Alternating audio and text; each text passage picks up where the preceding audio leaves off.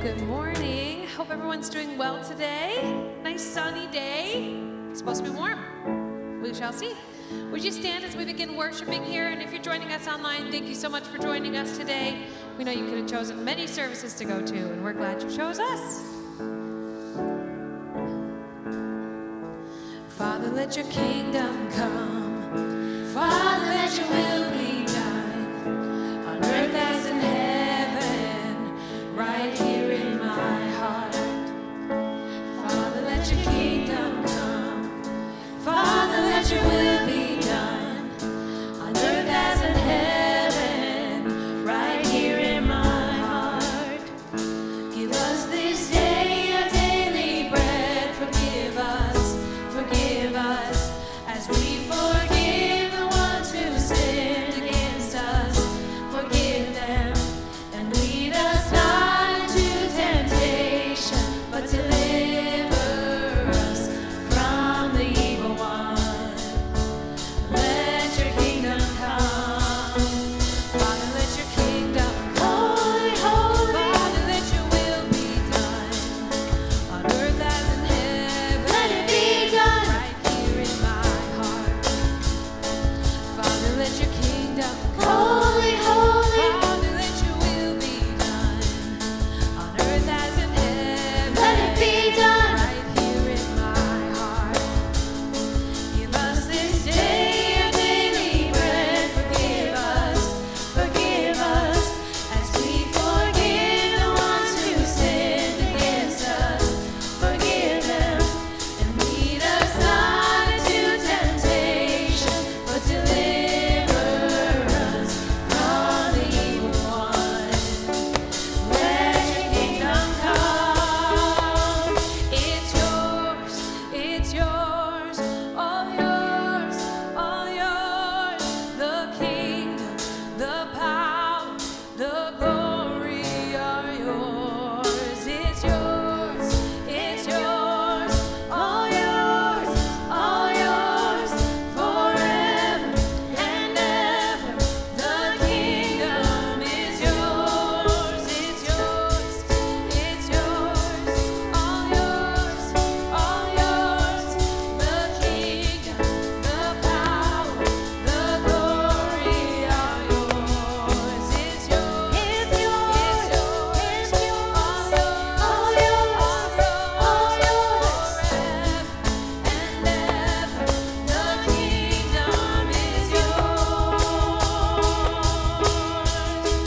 Father, let your kingdom come. Holy, holy. Father, let your will be done on earth as in heaven. Let it be done right here in my heart. Father, let your kingdom come. Holy, holy. Father, let your will be done on earth as in heaven. Let it be done right here in my heart. On earth as in heaven, right here in my heart. You may take a seat. Well, good morning. Good morning. It's so good to be with you on this early Sunday morning. For those of you who aren't regulars at our 11 o'clock service, we often refer to it as the late show, just kind of jokingly. Today feels like the early show. So I appreciate you being here. You're getting out of bed an hour early. I don't care what the clocks say. It's an hour earlier than we're used to. It's good to be with you. My name's Jeremy. I'm the pastor here of the Grove, Cottage Grove, and we are a church that exists to grow goodness. And so my hope is that you're being with us early this morning here in person. You're watching with us online, wherever you might be, enjoying the new spring break for those of us here in South Washington County, or if you're interacting with us out in the community throughout the week. I hope that just through those interactions that somehow there's a nurturing of healing, wholeness, and beauty in your life. Just a couple of things I want to turn your attention to as we get started this morning, and specifically related to kids. Kids are not only welcome here at the Grove, but they are valued members of this community. We want to make sure that that is the case by creating spaces where that is the case for them. So kids are welcome in the worship center throughout the service. We have coloring activities for them or adults to be able to use in the back of the chairs at any time during the service. We also have our wiggle space on the side where if they get up and need to move their bodies because it might not be reasonable for kids to be sitting down for a full hour. They're able to go over there and participate in some quiet activities. We also have programming for birth through 5th grade. We have our nursery, which is available for birth through 3, right? Yes, age 3. That's out in the Commons area. And then we also have our Grove Kids programming, which is for ages 4 through 5th grade. In a few minutes, we will sing them out to be able to participate in their age-appropriate, play-based learning. The one thing that we ask is that if this is their first time with us, that you fill out a registration for them. Either you can fill out one of these physical cards, which are available on the back table, or you can scan the QR code up here or inside the worship handout on the right-hand side. Fill that out online, and then that gets emailed to our leaders. Why is that important? Because we need to know who they are. Names are important. We want to address them by their names. Also, if there are any medical concerns or allergies or anything else that we need to know so they can get the care that they need. That is it, at least for now. So with that, we get to move into our part of our service, which we call Connection Point. This is your opportunity to connect with people around you. Building relationships is even and especially important as a new church, as we force you to interact. We give you the opportunity to interact. And to make it a little bit easier, we give you a discussion question every week. So if you have no idea what to talk to this stranger about, you at least have one thing. Yesterday, right, was International Women's Day. So one of the things that we decided is for the question for today is, who is a woman that you admire and respect? This might be someone who is a very famous person, or it might be someone who is important to you in your life, a mother or a grandmother or a kind old aunt or something like that. You can answer that however you'd like, or you can talk with someone about whatever you would like to talk about. So why don't you stand up, find someone near you don't know or don't know very well, introduce yourself, you can discuss this question or something else, and then we'll reconvene in a couple minutes.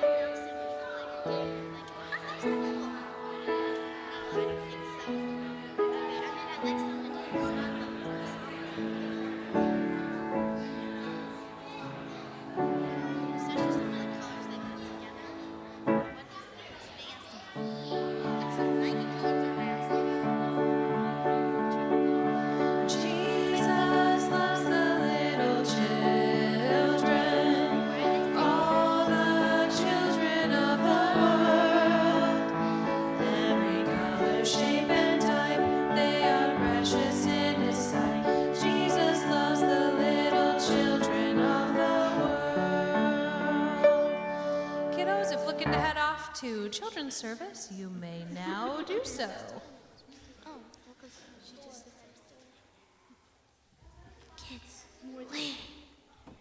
Sorry, I got distracted. I needed a refill of coffee this morning. Oh my goodness. And I'm going to need this. All right, I'm going to turn your attention again to this worship hangout. Hopefully you got one of these when you came in this morning. If not, you can grab one now. They should be on that back table. As you open it up, it has some of the most important information that you're going to want to know about the church, how we got started, what our values are, how to give to make sure that we're able to continue doing all of this that we love and we want other people to be able to participate in going forward. So you can give here in person. There's a box in the back where you can drop in check or cash or whatever. Then we have online giving where you can set up recurring giving.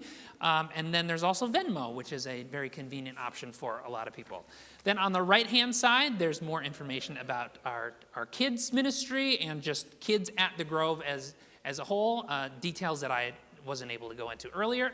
And then tucked in on the inside is the worship insert. This is your opportunity to let us know that you were here with us today, to give us your contact information for the first time, or update your contact information, or request any additional information that you might be interested in. So on the front side, there's the place where you can put your contact information.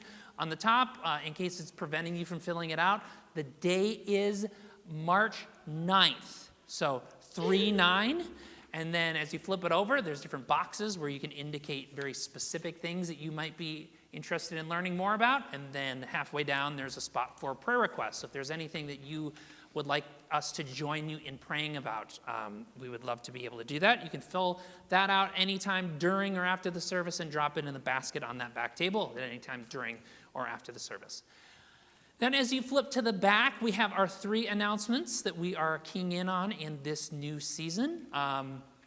The first one is about Lent. This is the new season that we're in as of this past Wednesday. So beginning with Ash Wednesday, the season of Lent is this season of reflection and preparation and penitence leading up to Easter. So we're starting a new series today. We're going to be talking about a lot of that stuff. And then one of the things that is kind of like a linchpin of the season is Maundy Thursday, which is several weeks from now, but it's the Thursday right before Easter. It is a time where we retell and participate in the story of Jesus spending his last moments with his closest followers, having the Last Supper together. And we are going to have a service that evening that is on April 17th. So again, this is a little bit of time from now, but it's kind of so you can get it on your calendar. It's on April 17th. It'll be at 6 p.m. here at the Cottage Grove location. We'll have a service, and then immediately following that, we'll have a soup supper together. So we let you know now, 1, so you can get it on your calendar, and then 2, so that if you are willing to bring some food, we'll have a sign-up available for that in the coming weeks. But if that's something that you're interested in, not only participating in, but bringing food for, just kind of want to get that in the back of your mind. We're actually going to skip the second one and come immediately back to that in just a moment. The bottom announcement is about baptism. Baptism is one of the sacraments of the church. Sacrament is a fancy word for an outward sign of an inward grace. So it's a symbol of something that's going on within your life. And one of the sacraments that we do is communion, the Lord's Supper, like I just talked about, and that we just participated in last week. It's this symbol of something deeper. Baptism is another one of those. Baptism is a sign and a symbol of God's grace that washes over us and cleanses us. And it's also a symbol of our initiation into the life of a faith community. Here at the Grove, baptism is available to everyone. So I have these pictures up here, 3 different baptisms that we did all last summer out in the Grove. So we have little baby Charlie up in the left-hand corner. We then have Roz, who is at that point 7 years old. And then on the bottom, we have the Hamballs. Both dad and baby were baptized back to back at the same time. So it's just a beautiful symbol of the work of God's grace in a person's life, and for us as a community to be able to celebrate that.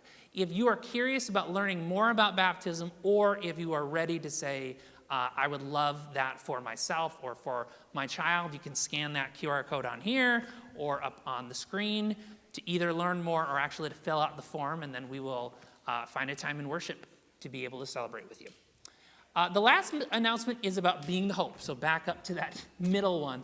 Being the Hope campaign happens every year during Lent. There's only 3 times during the year that we ask for additional money outside of our normal operating budget, our normal offering on a weekly basis. One of them happens in the fall. That is our stewardship campaign, where we're asking for commitments to the operating budget for the next calendar year. During the summer, we do a property improvement campaign where we ask for funds like a new projector or an outdoor stage, things that are able to improve our property, but also are outside of our normal operating budget. And then every spring, happening during the season of Lent, which we are just beginning, we have our Being the Hope campaign, which is focused around raising money to support organizations and ministries that are outside of the local church. Those that are local, like right here in our community, ones that are national, and then ones that are international as well. These are organizations that are going above and beyond to grow goodness outside of just the ministry of what we are able to do here at the Grove. One of those organizations that we are supporting is Friends in Need Food Shelf, and during the month of March, we are collecting goods to be able to donate to them. So each Sunday, if you are out and about and doing your own grocery shopping and you think of it, you can bring in donations that we will then be able to bring to Friends in Need at the end of the month. Each week, after today, we're going to be focusing on a different organization and having either a speaker or a video that highlights the work that those organizations are doing. Again, we'll begin that next week. But one of the things that I wanted to highlight that began on Ash Wednesday, so this past Wednesday, that's connected to one of the ministries that we support is ministries that are supporting refugees. So one of the organizations that we support is the Minnesota Council of Churches, and their work with welcoming refugees here in Minnesota. Welcoming refugees is a core ministry of the church and has been for, basically 2,000 years. We are called to be people who welcome people. And that's kind of a contentious thing nowadays, unfortunately, even especially for people of faith. So on Ash Wednesday, this past Wednesday, there was this Ash Wednesday ecumenical declaration that was released, signed by, ecumenical means like across denominations and across different religions even. Religious leaders from across denominations came together and they put together this statement and signed off and said, we are committing to defending refuge. And one of those organizations that signed on to this was our denomination, the United Methodist Church.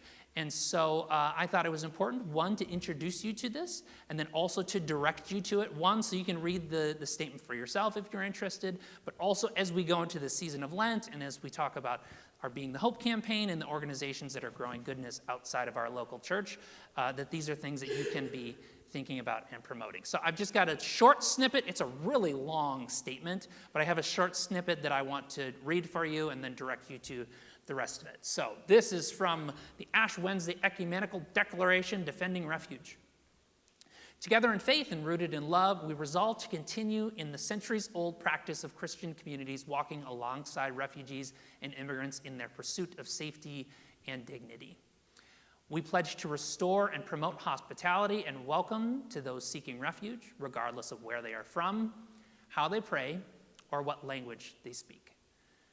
Guided by our faith, we stand together against the sweeping measures that are devastating vulnerable families and jeopardizing their futures. These actions not only cause immediate harm, but also threaten our country's long-term ability to welcome and support those in need.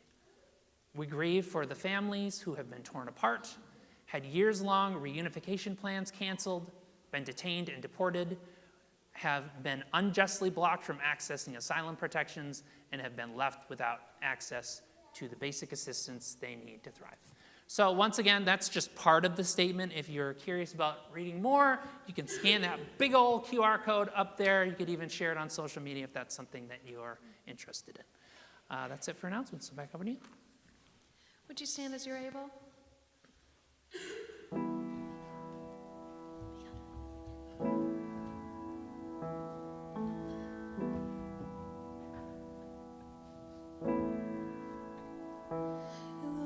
the shadows,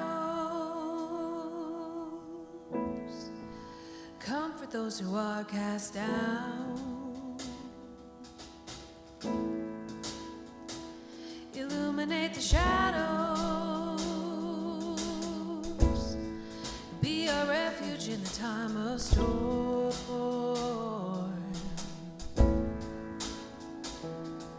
Oh God, our help in the time of trouble. Oh God, our help in the time of trouble. Oh God, our help in the time of trouble. Oh God, our help in the time of trouble. Oh God, our help in the time of trouble. Oh God, our help in the time of trouble. Oh God, our help in the time of trouble. Oh God, our help in the time of trouble. Illuminate the shadows,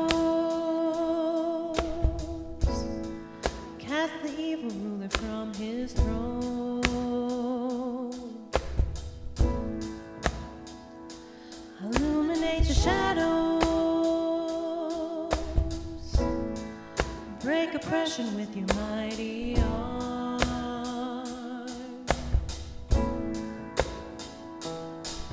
Oh God, our help in the time of trouble. Oh God, our help in the time of trouble. Oh God, our help in the time of trouble. Oh God, our help in the time of trouble. Oh God, our help in the time of trouble. Oh God, our help in the time of trouble. Oh God, our help in the time of trouble. Oh God, our help in the time of trouble.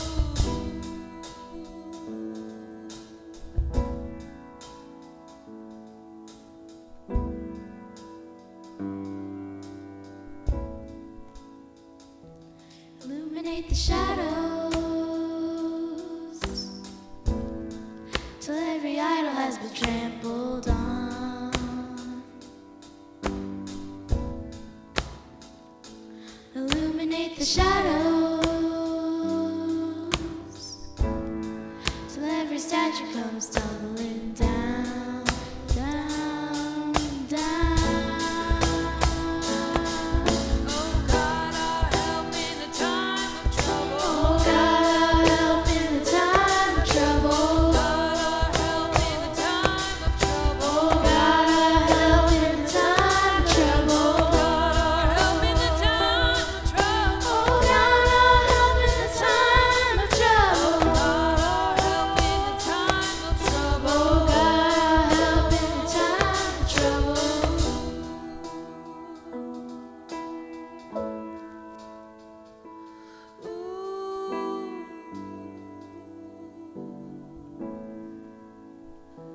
Illuminate the shadows, comfort those who are cast down, illuminate the shadows, be our refuge in the time of storm.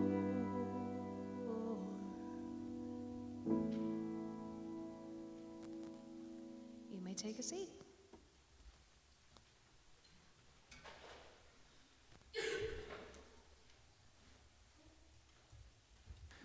So many of you know that our lead pastor, Dan Wetterstrom, is going to be retiring in June.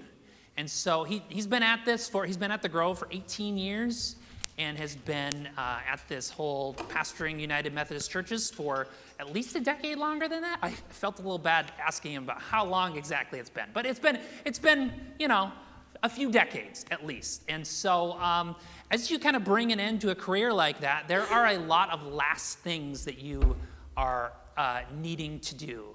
And so as we were about to begin this, as we're planning for this Lent season, Pastor Kelly and I went to Dan, and we usually do a whole lot of worship planning together.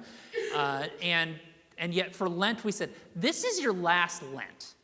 This is your last crack at things. So why don't you take a big old swing? What is something that you, in your last time being able to do this, want to talk about or feel like we as a church need to hear? And he's like, oh, interesting. Let me think about that. So he took about a week, and then came back to us the next Monday when we had our clergy meeting, and he's like, I want to talk about violence. And both Kelly and I are like, all right, let's do it. Now, that excitement, you might think that excitement is like a little bit over the top or not sincere, but I'm quite sincere. I am, and we as the three clergy here at the Grove are actually excited for this. Not necessarily because it's a good topic to talk about, but we think that it's an increasingly timely and important topic for us to talk about as a church, especially because we are people of faith. It's because we're living in an increasingly violent world. On the one hand, we are living in this world 80 years after the Second World War. There were these two world wars back to back, and then these structures were put in place that were meant to prevent things like that happening again. And of course, there are wars that would pop up here and there. But for the most part, we were living in a relative time of peace. And yet, if you're paying attention to the news at all, you know that we are living in an increasingly violent world when it comes to like military violence. So we talked last week about the war in Ukraine, this war that has been going on since 2014 and then took a really big step just 3 years ago with the full-scale invasion from Russia. There's also the war that has been happening in Gaza following the October 6th attacks, October 7th, 2013, 2023, good grief, my mind is like fried. I need more caffeine. October 7th, 2023, there were the terrorist attacks in Israel, and then the response, which is just like leveled Gaza, and then there's all these like proxy actors that are trying to get in on it, and there's currently a ceasefire, but it's really tenuous. There's also been this civil war that has happened in Syria. Now, just recently, within the last couple months, their dictator was toppled and he had to flee to Russia, and it seemed like peace was coming, but actually, if you've been paying attention to the news, the people of Syria are literally fighting for the future of their country, and violence is popping back up again, and it looks like it's just going to continue to escalate. There's also these conflicts that are happening that are less known, but are just dramatic, happening in Africa, like the civil war that's happening in Sudan that has all of these signs, all of the signs of genocide.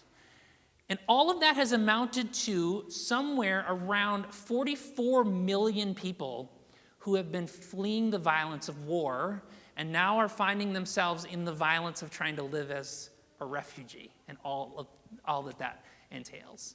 So there's the increasing military violence that is in our world, but then there's also the increasing political violence, especially here in our country. Now again, we have been living in a relatively peaceful time here in our country when it comes to military violence. Like in the 1960s, there was a whole lot of political violence. There was assassinations like wild. We haven't had to deal with that. And yet it seems pretty clear that we are now moving into, or we at least have moved out of that relative calm into something very different here in our country. We, of course, had January 6, 2021, when these crowds of rioters, supporters of the outgoing president, tried to overturn the results of the election. Then in the 2024 presidential campaign, we had the attempted assassination of that former president, where he was spared, but one person was killed and 2 others were injured. We also have these studies, study after study after study, these polls that suggest that more and more people are convinced that political violence might be okay, if not even necessary, in order to defend themselves against their political enemies. Now, those numbers are still quite small compared to the majority of people who say that political violence is not okay, but it's not zero. And the number that is not zero continues to grow in all of this polling. On top of that, just we as individuals just kind of have this sense in the vibes in our everyday lives that the temperature is raising up. We see that in our interactions with people that we don't know. Maybe you see that and experience that in your interactions with people that you know really well, in your family and your friend relationships. You can get the sense on social media. The temperature is rising, and the result of that temperature rising probably isn't going to be good. That's a lot. That's a lot to try to take in. And so you might be thinking like, why on earth then would we want to talk about violence in church?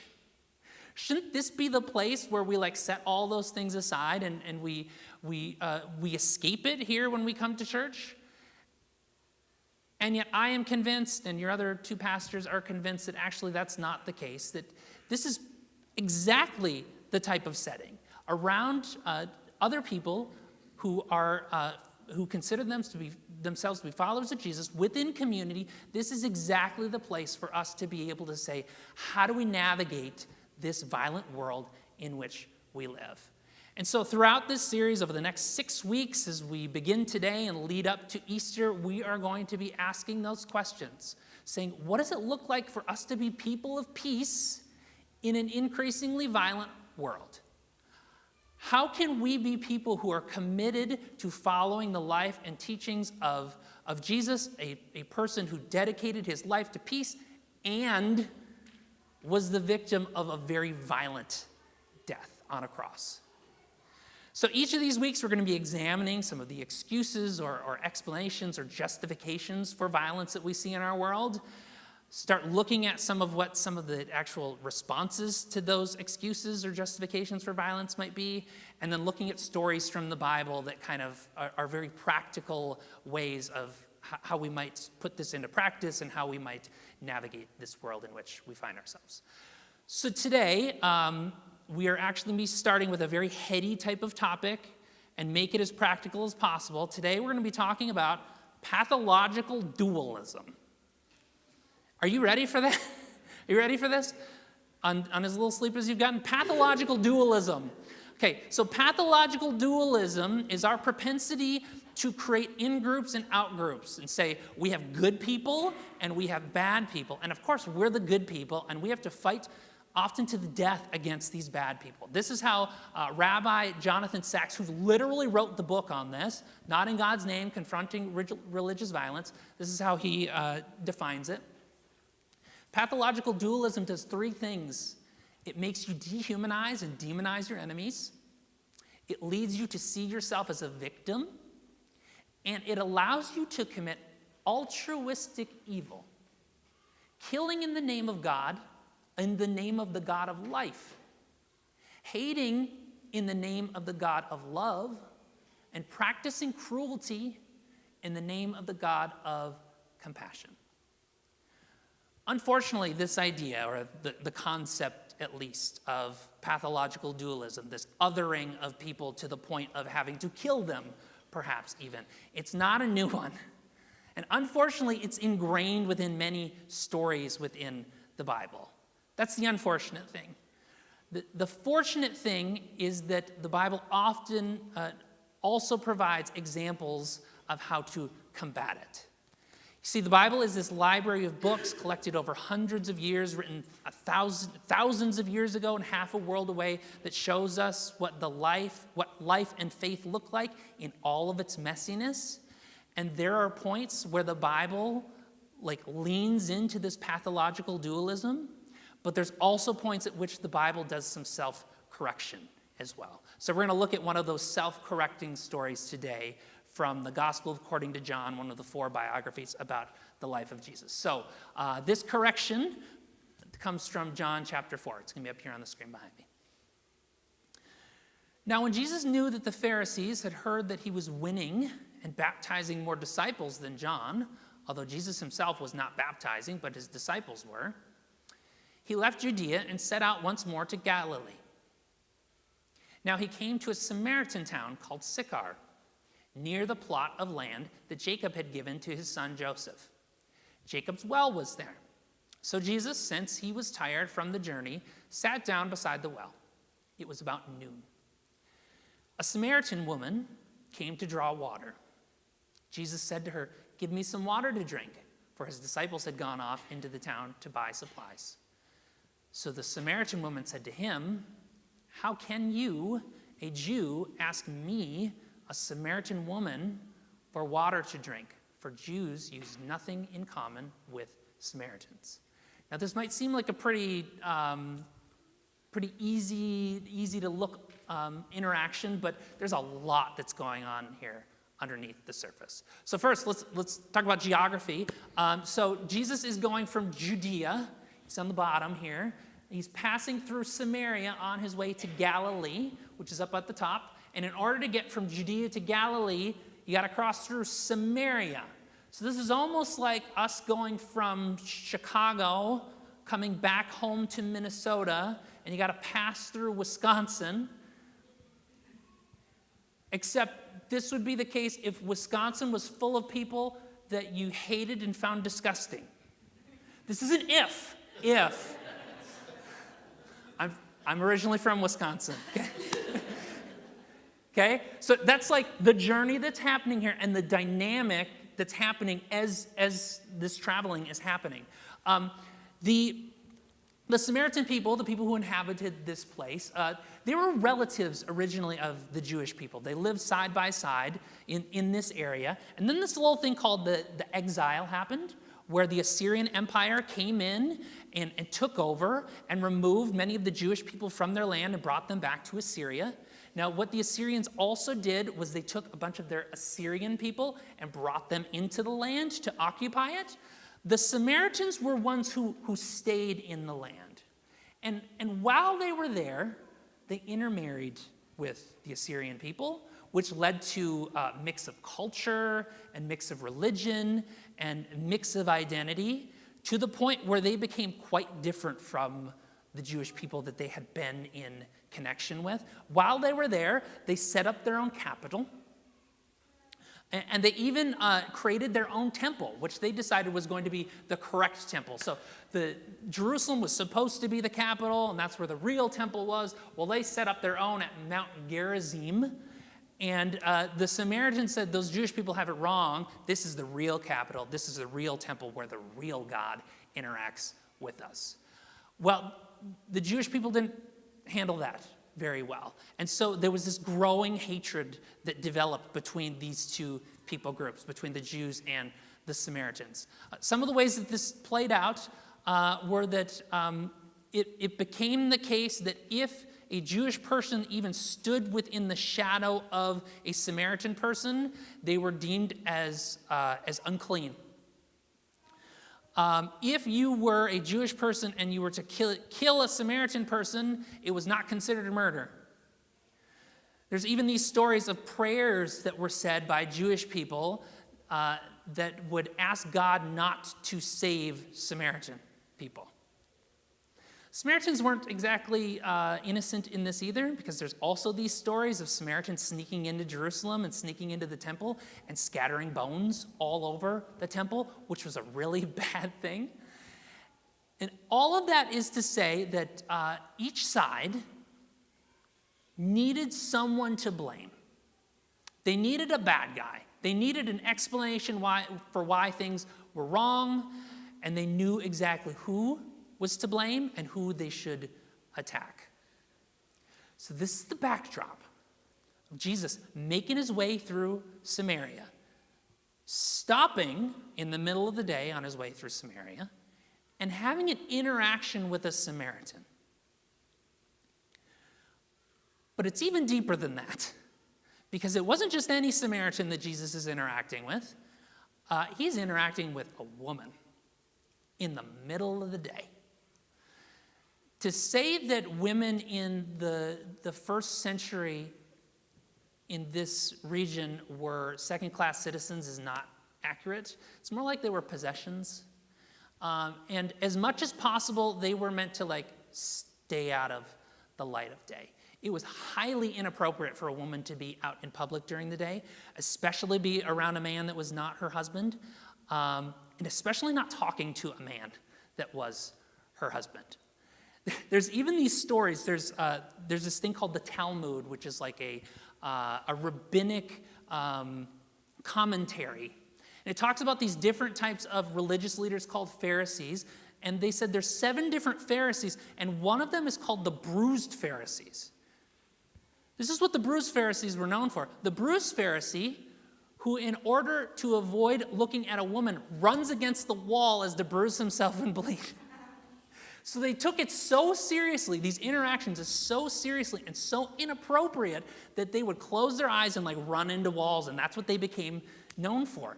And here is Jesus in the middle of the day in Samaria having an interaction with this woman. It's not hard to see the pathological dualism that should be in place here. He has no business interacting with her.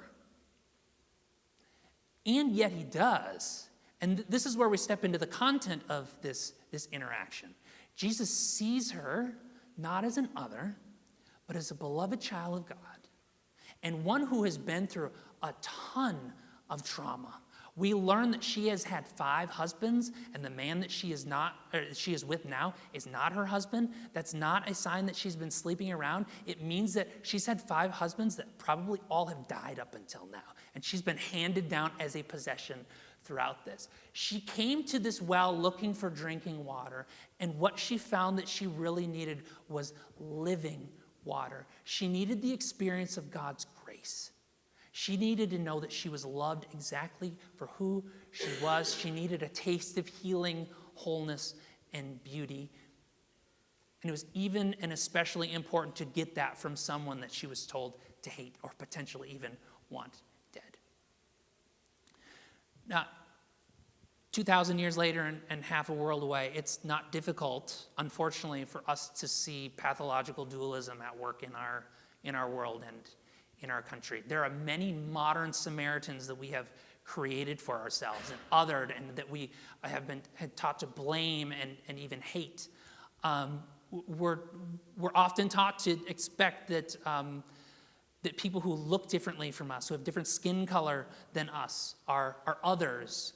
We ought to be afraid of them or even hate them. People of different religions, people who speak differently than us. We ought to have our language, and those others either need to conform to our language or get out. We're taught to fear or even hate people who love differently than us. We're taught to fear or even hate people who vote differently than us. So again, there's lots of different examples that we can easily point to. Say, this is pathological dualism at work, this othering at work, creating these perceived enemies that we are told to hate or even potentially act against. And yet, given all of the different examples that we could look at, I think the most heinous example of pathological dualism at work in our world, especially in our country right now, is the treatment of trans people. Just take a moment to think about this. This past week was the State of the Union. Technically, it wasn't a State of the Union. It was a joint address to Congress, but it was the State of the Union address. During the State of the Union address, trans people were talked about more than the economy. These are people that make up roughly one half of 1% of our country. And they were talked about for more than the economy that was talked about. And then we can break it down and see, well, here's all of the examples of this conversation and this conduct that is being done against these people. We have these bathroom restrictions. People are supposed to only use the bathrooms that align to their biological sex given at birth. There's the erasure of trans people from these historical events and even from government websites. There's this threat of banning gender-affirming care, and that hospitals that perform gender-affirming care might have their funding removed. There's the removal of those who have dedicated their lives to serve their country, being kicked out of the military. And all the while, there's also this ongoing electoral calculation that's going on across the political spectrum and saying, maybe this is not a winning issue. And maybe those of us across the political spectrum ought to just agree that it's worth throwing these trans people under the bus. Now, I think it's possible. I think it's possible to have a conversation and even disagreements about gender dysphoria and how to help people with gender dysphoria to live in this world and to even live in their own bodies. I think that is a conversation that we can have, disagreements that we can have with nuance. And this ain't that conversation. This is vile and even violent. And so with that being the case, I think that it only makes sense, it is only reasonable for us who are people of faith to say, no, what we need to do is we need to act with care and compassion, and we need to actually be Christ-like. Now, here's the thing. Once again, being a peace builder does not mean that you have to agree with everyone on everything. Jesus, in his interaction with the Samaritan woman, if you continue to read the story, he does not convert her to being Jewish. He does not convince her to believe everything that he believes. In fact, there's several details in here where he jabs at her a little bit and the differences that she has with him. That's not under consideration at all here. He's not trying to convince her to be on his side and to agree with everything. And combating pathological dualism does not require us to agree on absolutely everything. It merely requires us to see others as fully human and to present them to others as such. This isn't being liberal or being woke. It's being kind and compassionate and Christ-like. And so may we be those peace builders in our families, in our communities, in our places of work, on social media. May we be those who advocate not for unanimity or uniformity, but of our shared humanity. Because people's lives are literally at stake here. May that be so. Would you stand as we worship in a time of reflection?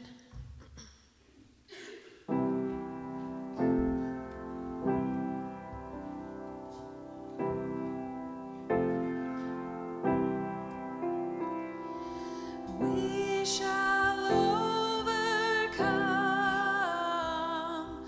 We shall overcome. We shall overcome. So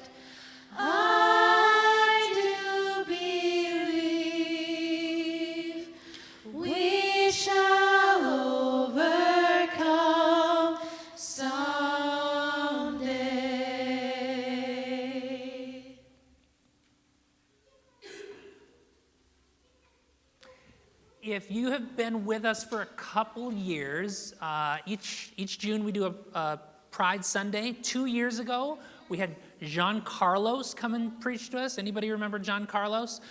John Carlos has been on staff on the teaching team at New City Church, which was another church plant in our denomination in Minneapolis. John Carlos is now he's the director of what used to be the Wesley Center at the University of Minnesota that is now known as Neon. A little fancier than the Wesley Center, but it's a student organization on the campus of University of Minnesota, specifically working with the United Methodist Church. And they have an upcoming event related to what we discussed today, happening on March 27th, called Trans Stories Are Sacred. It's 7 p.m., Kaufman Theater. I don't know where that is, but you might know where that is on the campus. What they're looking for is they're looking for participants, especially those who can help to create some critical mass so that any students that show up don't walk into an empty room, if that makes sense. So if this is something that you're interested in and looking to support, that is an opportunity, and you can scan that QR code. And I know that there are going to be a number of people from the Grove, maybe from both locations, attending that, if you're curious. It was so good to be with you this morning. We're going to get you out early today. You're welcome. So that you can go and get more coffee, maybe before taking a nap. Whatever the case, I'm so grateful for you being here for the early service. Now, as we go, I'll have you extend your hands to receive this blessing. As we go, may we be peace builders in our families, in our communities, in our places of work, and on social media. Those who advocate not for uniformity or unanimity, but for shared humanity. May we be kind, may we be compassionate, and, of course, Christ-like. May that be so.